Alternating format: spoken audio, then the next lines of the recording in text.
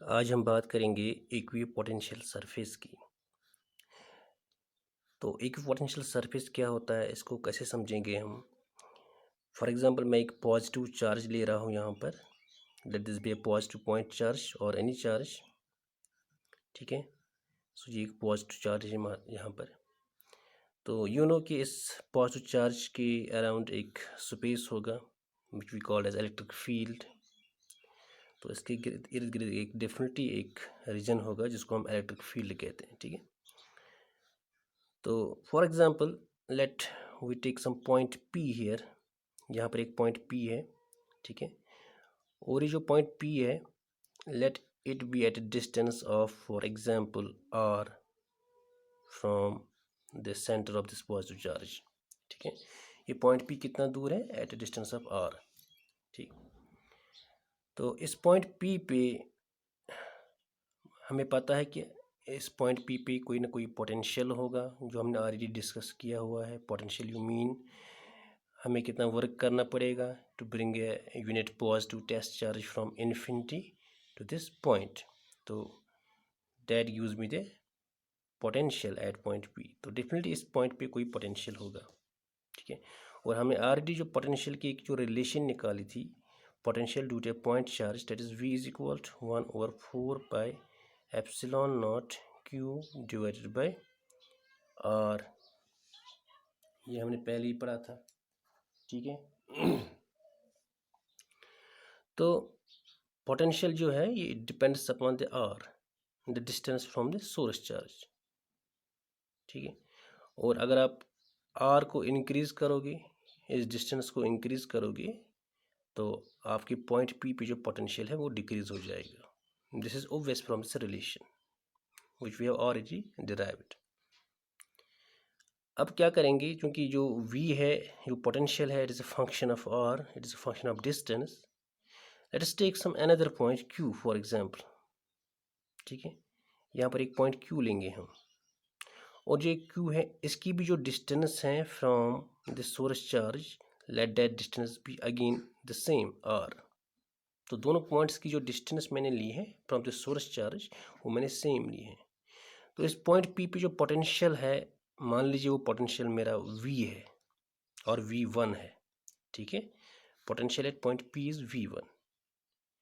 और यहाँ पर मैंने एक पॉइंट Q लिया है, और पॉइंट Q पे जो पोटेंशियल होगा ना, वो पॉइंट P पे जो पॉइंट Q पे जो पोटेंशियल होगा वो कितना होगा, क्योंकि potential only it is dependent upon the R, right. क्योंकि Q और 4 पे एप्सिलॉन ये तो कांस्टेंट है, so it varies with R। अब R, अगर यहाँ पर मैंने R लिया है डिस्टेंस, तो पोटेंशियल V1 है। यहाँ पर भी सेम R लिया है मैंने डिस्टेंस, तो potential again it will be V1, है ना। तो यहाँ पर भी इस पॉइंट Q पर भी पोटेंशियल V1 ही होगा, ओके, ठीक है। तो इसी तरह मैं कोई और पॉइंट हूँ इस साइड में, and I will take this point again at the same distance R from the source charge. तो इस पॉइंट P पे भी जो पोटेंशियल होगा वो भी V1 ही होगा। इसका क्या मतलब हुआ, आप सोर्स चार्ज से किसी भी डायरेक्शन में जाओ, चाहे लेफ़्ट राइट, ठीक है, चाहे डाउनवर्ड्स चाहे अपवर्ड्स, किसी भी डायरेक्शन में आप जाओ, लेकिन कोई भी पॉइंट ऐसा चूज़ कर लो जिसकी डिस्टेंस सोर्स चार्ज से कितनी होगी, R होगी। यानी हर एक पॉइंट की, चाहे आप किसी भी एंगल में बैठो, किसी भी एंगल में चले जाओ, या किसी भी डायरेक्शन में चले जाओ, ठीक है, कोई भी डायरेक्शन, लेकिन जो आपके पॉइंट की जो डिस्टेंस होगी from the source charge, that is should be always constant. हम इसको कांस्टेंट करेंगे। तो मान लीजिए इस टाइप का एक पैटर्न मिलता है मुझे, मेरे पास बहुत सारे पॉइंट्स हैं, बहुत सारे इन इनफाइनाइट नंबर ऑफ पॉइंट्स, है ना। इस सोर्स चार्ज के इर्द गिर्द, इसके अराउंड मुझे बहुत सारे पॉइंट्स ऐसे मिलेंगे, बहुत सारे पॉइंट्स जो एक ही डिस्टेंस पे होंगी फ्रॉम द सोर्स चार्ज, ठीक है। उनकी जो डिस्टेंस होगी सेम होगी, and in this case I have taken the distance R centimetre और R सिंपली, ठीक है। तो उन सब पॉइंट्स पे, क्योंकि इन 3 पॉइंट्स पे मैंने दिखाया आपको, क्योंकि डिस्टेंस सेम है तो पोटेंशियल सेम है, तो जब सारे पॉइंट्स पे जो जिनकी डिस्टेंस सेम होगी फ्रॉम द सोर्स चार्ज, उन सारे पॉइंट्स पे क्या होगा, पोटेंशियल भी फिर सेम होगा। तो उन पे भी पोटेंशियल V1 ही होगा, ठीक है। तो ये जो आप आप लोगों ने एक इस चार्ज के इर्द गिर्द जो आप लोगों ने पॉइंट्स बनाए हैं, ठीक है, क्योंकि यहाँ पर ये भी 2 डायमेंशनल सरफेस है, इट इज़ अ पेपर, लेकिन actually this is a source charge, right. तो it is a spherical charge, we assume this to be spherical charge. तो अगर आप इसके इर्द गिर्द जाओगे तो you will get a sphere, ठीक है। उन सब पॉइंट्स का लोकस जो है इनको कनेक्ट करोगे, you connect those all the points, ठीक है, तो आप क्या बनेगा, आपके पास एक स्फेरिकल शेप बनेगी, ठीक है। So you will get A spherical shape there. तो ये जो स्फेरिकल शेप बन गई इस सोर्स चार्ज के इर्द गिर्द, और जस्ट स्फेरिकल सरफेस बन गई, उस स्फेरिकल सरफेस की प्रॉपर्टी क्या है, उस स्फेरिकल सरफेस पे जो भी कोई आप पॉइंट चूज कर रहे हो, that is the same distance from the source charge, and that is R here. और उससे क्या होगा, उससे उस स्फेरिकल सरफेस पे जो भी कोई पॉइंट है, उस पॉइंट पे जो पोटेंशियल होगा वो सेम होगा, ठीक है। तो जब आप कनेक्ट करोगे, जब आप सारे पॉइंट्स को कनेक्ट करोगे, उन सारे पॉइंट्स को जो कि इस सोर्स चार्ज से सेम डिस्टेंस पे हैं, ठीक है, तो उन सभी चार्जेस को आप जब सभी पॉइंट्स को कनेक्ट करोगे तो आपको एक सरफेस मिलेगी, और उस सरफेस की प्रॉपर्टी क्या होगी, उस सरफेस पे जो भी कोई पॉइंट होगा, कोई भी पॉइंट, ठीक है, तो that will be at the same distance from the source charge. और अब अगर ऐसा हो, देन इसका मतलब ये है कि अगर डिस्टेंस सेम है हर एक पॉइंट की सोर्स चार्ज से, उसका मतलब ये है कि हर एक पॉइंट पे जो पोटेंशियल होगा वो सेम होगा, because potential is a function of R, and when R is same, potential is same, when r is constant, potential is constant। तो इस स्फेरिकल सरफेस पे जो भी कोई पॉइंट मिलता है, हर एक पॉइंट पे हम देखते हैं कि पोटेंशियल जो है सेम है। So in that case this spherical surface और this surface is called as equipotential surface. इसी को हम कहेंगे फिर इक्विपोटेंशियल सरफेस, ठीक है। This will be called as equipotential surface.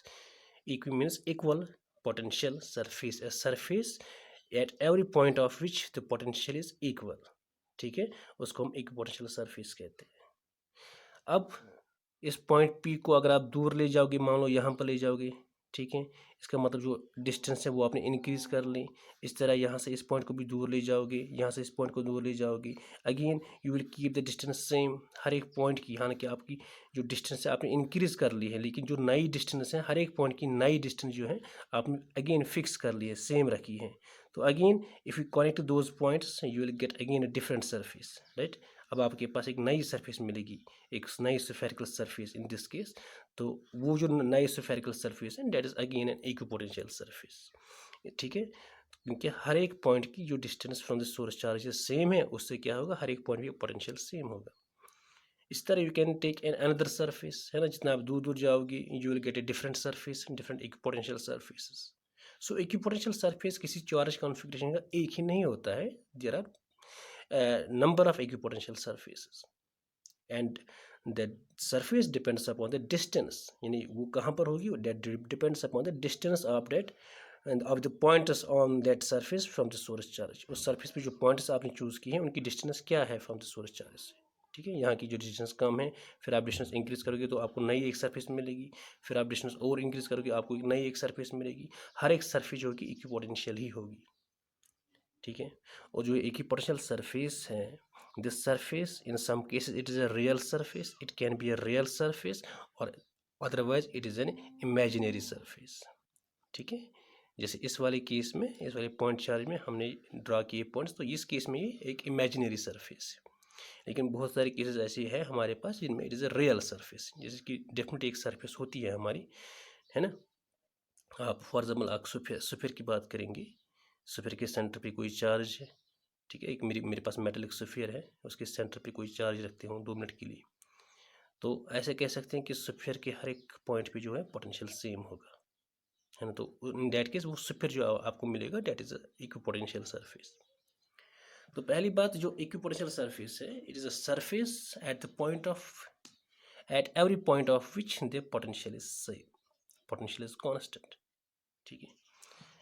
तो ये तो ऐसा हुआ एक कॉन्फ़िगरेशन। अब ऐसा भी हो सकता है कि मेरे पास एक चार्ज शीट हो, एक शीट है मेरे पास लाइक दिस, एक प्लेन शीट है, ये चार्ज, ठीक है।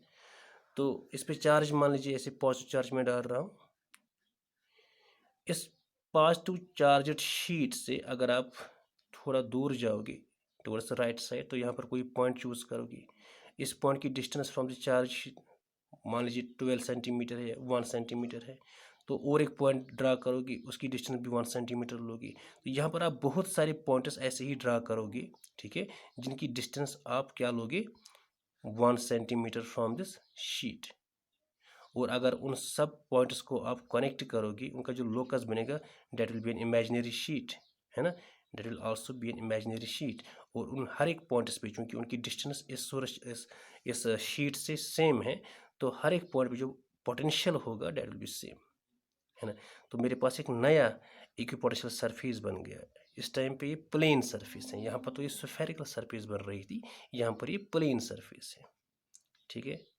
तो इसी तरह अगर आप थोड़ा दूर जाओगे, यहाँ पर भी एक और सरफेस मिलेगी, एक और शीट मिलेगा, ठीक है, लाइक दिस।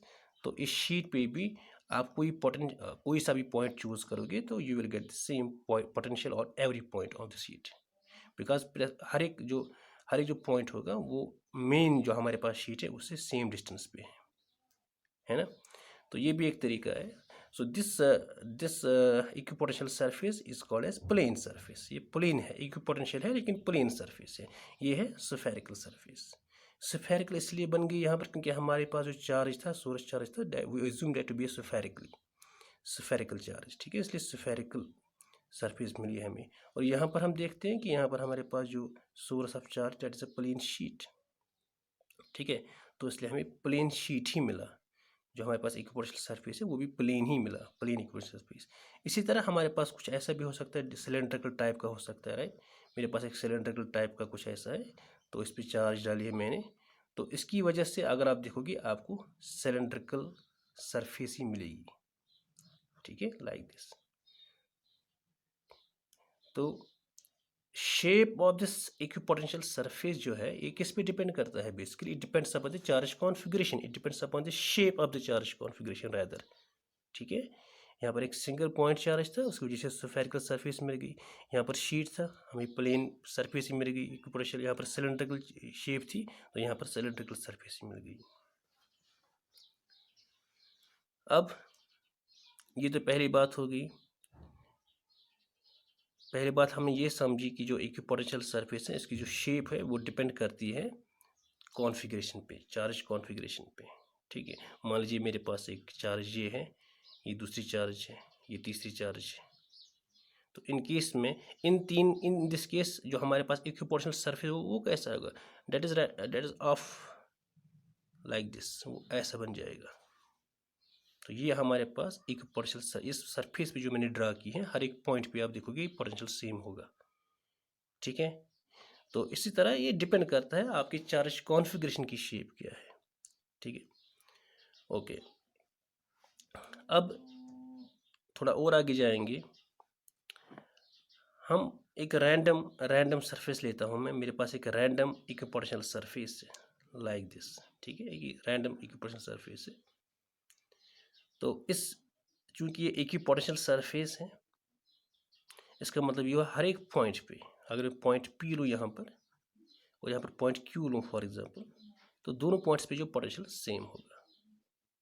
अब जब दोनों पॉइंट्स पे पोटेंशियल सेम होगा, what does that actually mean, इसका मतलब ये होगा जो पोटेंशियल सेम है ना, उसका मतलब ये होगा कि if I have to do work to bring a charge from point P to Q, मेरे पास एक टेस्ट चार्ज होगा, मैं चाहता हूँ इस टेस्ट चार्ज को पॉइंट P से पॉइंट Q तक ले जाऊँ।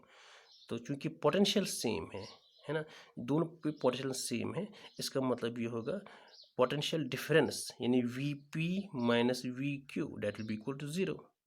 और जब पोटेंशियल डिफरेंस ही नहीं है, there is no difference of potential, that simply means I have to do no work, मुझे कोई वर्क करना ही नहीं पड़ेगा किसी टेस्ट चार्ज को पॉइंट P से पॉइंट Q तक ले जाने,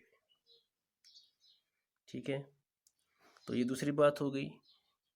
अगर दो पॉइंट्स की मेरे पास कोई इक्विपोटेंशियल सरफेस होगी और इक्विपोटेंशियल सरफेस पे अगर मैं चाहूँगा किसी टेस्ट चार्ज को पॉइंट 1 से पॉइंट 2 तक ले जाने में, मतलब किसी भी दो पॉइंट्स के दरमियान हो, ठीक है, तो मुझे वर्क नहीं करना पड़ेगा क्योंकि पोटेंशियल डिफरेंस सेम होता है। पोटेंशियल डिफरेंस ज़ीरो होता है और पोटेंशियल हर एक पॉइंट पे सेम होता है। इस तरह मैं अगर यहाँ पर पॉइंट आर ले लूँ और I will try to move a test charge from point P to point R, again I have to perform zero work, मुझे कोई वर्क करना ही नहीं पड़ेगा। तो ये एक प्रॉपर्टी हो गई इक्विपोटेंशियल सरफेस की। इक्विपोटेंशियल सरफेस पे हमें कोई काम नहीं करना पड़ता है किसी चार्ज को मूव करने में फ्रॉम पॉइंट 1 टू पॉइंट 2, ठीक है। लेकिन अगर इसके नीचे अगर इसके नीचे कोई एक और पोटेंशियल सरफेस है लाइक दिस, ठीक है, ये मान लीजिए ये इसके नीचे एक और पोटेंशियल सरफेस मैंने बनाई, तो इस पोटेंशियल सरफेस पे भी सेम प्रॉपर्टी होगी, यानी सेम रूल अप्लाई होगा कि इनके बीच का, दो पॉइंट्स के बीच का जो ये पोटेंशियल डिफरेंस है वो ज़ीरो होगा। और I have to do zero work to move a test charge from point 1 to point 2। लेकिन अगर एक इक्विपोटेंशियल सरफेस से दूसरे इक्विपोटेंशियल सरफेस तक मुझे चार्ज ले जानी पड़ेगी, then I have to do work, ठीक है। अगर इस वाले सरफेस से मुझे इस वाले सरफेस पे चार्ज को मूव करना पड़ेगा, then I have to do work, है ना। एंड दैट डिपेंड्स कि आपका जो सोर्स चार्ज बेसिकली है, जिसकी वजह से आपकी सरफेस बनी है इक्विपोटेंशियल सरफेस है, वो सारे सोर्स चार्ज क्या है, उसका मैग्नीट्यूड क्या है, उसकी साइन क्या है, तो उसी हिसाब से आपको वर्क भी करना पड़ेगा, ठीक है। सो एज ऑफ नाउ हम ये समझ रहे हैं कि एक इक्विपोटेंशियल सरफेस पे हमें अगर एक चार्ज को मूव करना पड़ेगा from one point another point, I don't have to perform any work. अब तीसरी बात समझेंगे, जो वर्क होता है, फॉर एग्जांपल पॉइंट P से लेके पॉइंट Q तक या पॉइंट P से लेके पॉइंट R तक मैं डिस्टेंस लेता हूँ DL, स्मॉल डिस्टेंस DL लेता हूँ, ठीक है। और मैं देखना चाहता हूँ what is the amount of work to move the test charge from point P to point R. So that small amount of work will be dW. So dW is equal to, and we know dW is equal to F dot dl, force and displacement का dot product होता है, that's called work, right? And what is force? Force, you know, force on a test charge is equal to Q0 test charge into E electric field. ये हमने already पढ़ा हुआ है ना। Force on a test charge equal to Q0 into E, dot करेंगे DL। DL क्या है, ये वाली डिस्टेंस, ठीक है। So this is equal to DW, okay. और I will say DW is equal to Q0, this is E dot DL, ये dot product है E और DL का, तो इसमें E इज E into DL into cos of theta, okay. What is theta?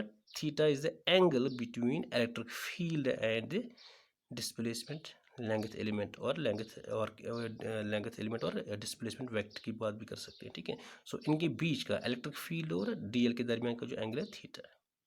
Now मैं पहले ही कह रहा हूँ कि पॉइंट P से पॉइंट R तक किसी टेस्ट चार्ज को लाने में मुझे कोई वर्क करना ही नहीं पड़ेगा क्योंकि पोटेंशियल डिफरेंस ज़ीरो है। So this DW is equal to zero, no work to be done. So this is equal to 0, this is equal to Q0 E dl cos of theta, okay. So यहाँ से हम यहाँ देख सकते हो, it is cos theta will be equal to 0 divided by Q0 E into dl, है ना। cos theta को अपनी जगह रखूँ तो cos theta is equal to 0 divided by Q0 E into dl, right. So 0 divided by anything, that is equal to 0, okay. So I got cos theta is equal to 0. Now cos theta is equal to 0 का मतलब क्या है, that simply means theta should be equal to 90 degree, है ना। और theta क्या है, theta है E और DL के दरमियान का एंगल, तो DL की डायरेक्शन है ऐसे P to Q, और जो इलेक्ट्रिक फील्ड, चूँकि अगर ये पॉजिटिव चार्ज होगा तो इलेक्ट्रिक फील्ड की डायरेक्शन ऐसे ऊपर की ओर होगी, और इलेक्ट्रिक फील्ड और DL के बीच का जो एंगल होगा डेट विल बी 90 डिग्री।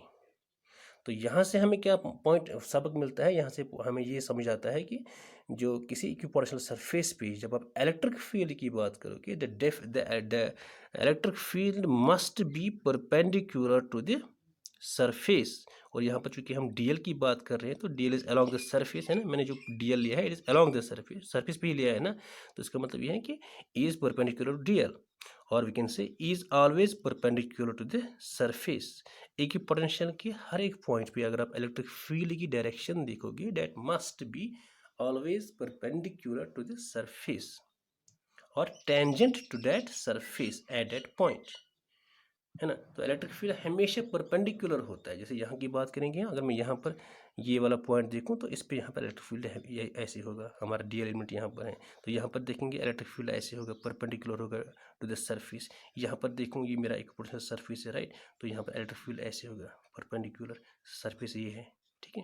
तो हर एक जगह यहाँ पर देखेंगे तो यहाँ पर इलेक्ट्रिक फील्ड ऐसे बाहर होगा और ये मेरा सरफेस और इसके दरमियान जो एंगल है 90 डिग्री है। हर एक कंडीशंस में आप ये देखोगे कि जो इलेक्ट्रिक फील्ड है उसकी डायरेक्शन जो है that is always perpendicular to the electric to the equipotential surface, ठीक है। ये होगी दूसरी बात।